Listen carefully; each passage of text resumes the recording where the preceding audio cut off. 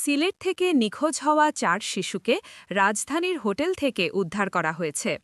সিলেট থেকে নিখোঁজ হওয়া ৪ শিশুকে রাজধানীর শাহজাহানপুর রেলওয়ে কলোনির একটি হোটেল থেকে উদ্ধার করেছে ডিএমপির শাহজাহানপুর থানা পুলিশ। উদ্ধার হওয়া শিশুরা হল তানিম আহমেদ ১২, আব্দুল হাকিম ১২, তামিম ১২ ও সুহিন মিয়া ১৩। সোমবার ৩ নভেম্বর সকাল ১১টায় এ তথ্য জানিয়েছেন ডিএমপির মিডিয়া অ্যান্ড পাবলিক রিলেশনস বিভাগের উপপুলিশ ডিসি মোহাম্মদ তালেবুর রহমান।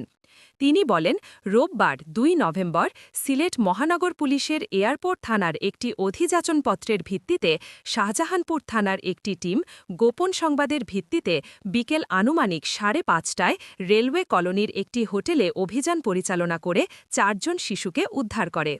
মোহাম্মদ তালেবুর রহমান বলেন, জিজ্ঞাসাবাদে শিশুরা জানায় তারা সিলেট থেকে ট্রেনে ঢাকার কমলাপুর রেল স্টেশনে এসে পথ হারিয়ে ফেলে।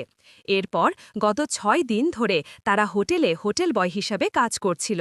উদ্ধারের পর শিশুদের নিরাপত্তা নিশ্চিত করে তাদের প্রকৃত অভিভাবকের কাছে ফিরিয়ে দেওয়ার জন্য সিলেট মেট্রোপলিটন পুলিশের এয়ারপোর্ট থানায় হস্তান্তর করা হয়েছে।